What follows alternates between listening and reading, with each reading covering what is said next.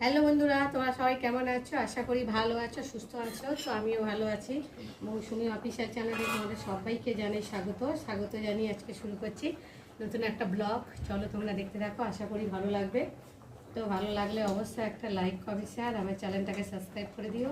তো চলো, আমি আজকে ডিমের কালিয়া বানাবো।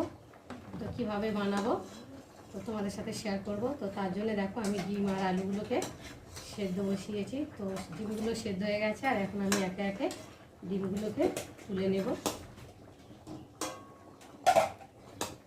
আলুটাও সেদ্ধ হয়ে গেছে। তো দেখো, গ্যাসটা এখন নিভিয়ে রাখি, কেননা ডিমগুলো ছাড়াতে তো সময় লাগবে। তো তার জন্য গ্যাসটা নিভিয়ে রাখলাম। আর এখন আমি ডিম তোলা হয়ে গেছে, আর এখন আমি আলুগুলো তুলে নেব। খুব একটা সেদ্ধ হয়নিও, যদিও হালকা সেদ্ধ হয়েছে। বেশি সেদ্ধ হলে তো আবার একটু তেলের মধ্যে ভাজা যাবে না, তার জন্য হালকা করে আলুটাকে ভেজে নিলাম। চলো, একে একে আলুগুলো তোলা হয়ে গেছে, আর মশলা বাটা হয়ে গেছে দেখতে পাচ্ছ। এখানটা আদা রসুন জিরে বেটে নিয়েছি, আর একটা পেঁয়াজ কুচিয়ে নিয়েছি, আর একটা টমেটো কেটে নিয়েছি। তো চলো, ওইদিকে ভাত হচ্ছে, আর এখন আমি ডিমগুলোকে ছাড়াবো। তার জন্য আমি একটু জল দেবো ডিমের মধ্যে।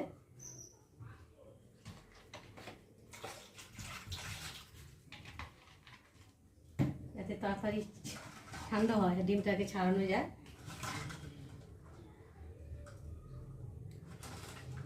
ভীষণ গরম লাগছে, গরম গরম না ছাড়ালে না, ঠান্ডা হয়ে গেলে আর ছাড়ানো যাবে না। আর ডিম সেদ্ধ হওয়ার আগেই একটু নুন দিয়ে দিয়েছি, যাতে ডিমটা তাড়াতাড়ি খোসাগুলো ছাড়ানো যায়। গরম গরম অবস্থা ছাড়াতে সুবিধা হবে, আর ঠান্ডা হয়ে গেলে তো অতটা ভালোভাবে ছাড়ানো যায় না। দেখো, একটা ছাড়িয়ে নিয়েছি ডিম। একটু গরম লাগছে যদিও, তো ছোটো করে জল দিচ্ছি আর ছাড়াচ্ছি, দেখতে পাচ্ছ।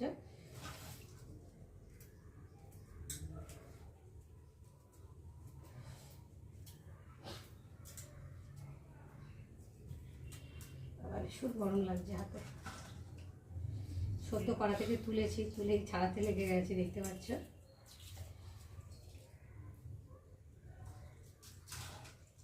আর তোমাদের কাদের ডিমের আলু কষার তরকারি খেতে ভালো লাগে, তোমরা কিন্তু আমাকে অবশ্যই কমেন্ট করবে। চলো, আমি এখন ডিমগুলোকে ভালো করে ছাড়িয়ে নিই, আবার তোমাদের সঙ্গে দেখা হবে।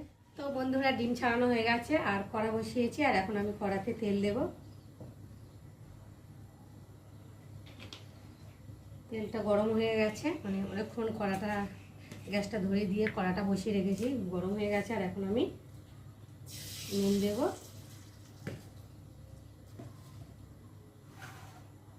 নুন দিয়ে ডিমগুলোকে ভাজবো।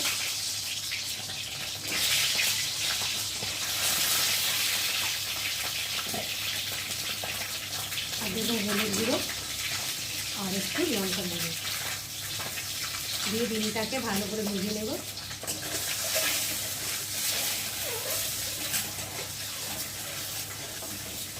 আর একটু খুন্তি দিয়ে ডিমটাকে ফাটিয়ে দেবো, যাতে না ফাটে, আর নুন হলুদ ঢুকে যাতে ডিমের ভেতরে ঝোলটা।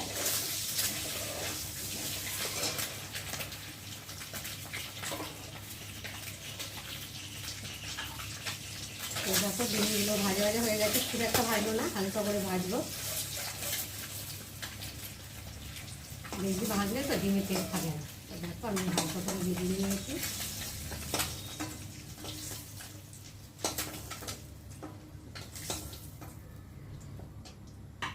ডিম ভাজা হয়ে গেছে, আর একটু অল্প তেল আছে, তেলের মধ্যে আমি এখন আর একটু তেল দিয়ে দেবো। দিয়ে এখন ফোড়নে দেব তেজপাতা,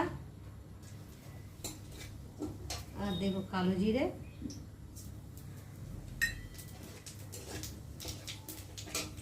দিয়ে ভালো করে ভেজে নেব ফোড়নটাকে। আর দেব একটা শুকনো লঙ্কা।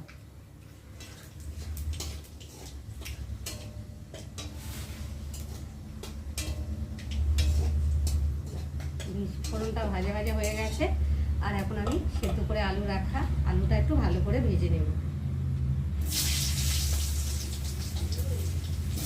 গরম যদিও হাতে রেখেছি।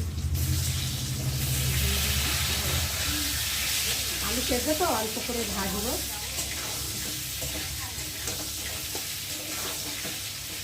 আলুটা একটু ভালো করে ভেজে নেব, নাহলে আলুর টেস্ট লাগবে না খেতে।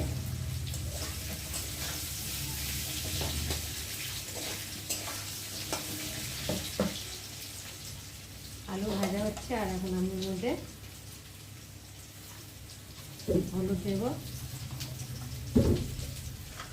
আর দেব নুন,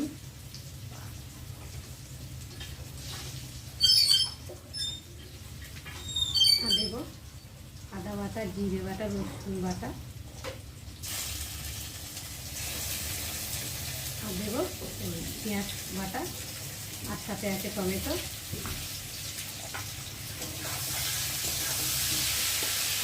আর দেবো গুঁড়ো লঙ্কা।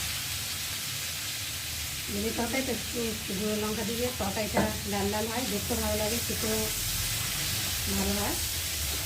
তার জন্য আমি গুঁড়ো লঙ্কা দিলাম, আর কাঁচা লঙ্কাটা দিলাম না, কেননা গুঁড়ো লঙ্কাটা দিয়ে মাছের ঝোলে তুলে দিলে মানে দেখতে ভালো লাগে, কালারটাও হয়,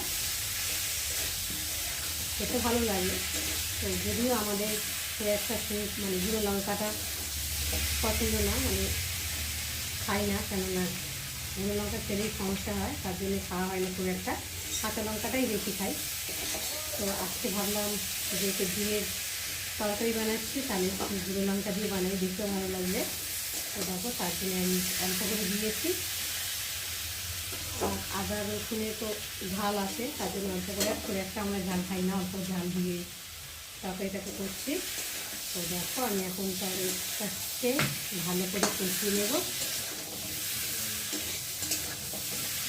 একটু সময় ধরে কষাতে। তো দেখো বন্ধুরা, আমার আলু কষানো হয়ে গেছে মশলার সাথে, দেখো ভালো করেই আলু কষানো হয়েছে। আর দেখো মশলা থেকে তেল ছেড়ে দিয়েছে, আর মশলাটা কি সুন্দর ভাজা ভাজা হয়ে গেছে। আর এখন আমি একটু সময় ধরে ভেজেছি, কেননা যত সময় ধরে ভাজবে কষাবে তত তরকারি টেস্ট হবে খেতে। তো দেখো, আমি এখন এবার জল দিয়ে দেবো।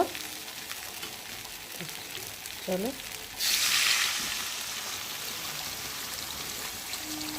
তো দেখো খুব একটা ঝোল করব না, মাখা মাখা তরকারি করব।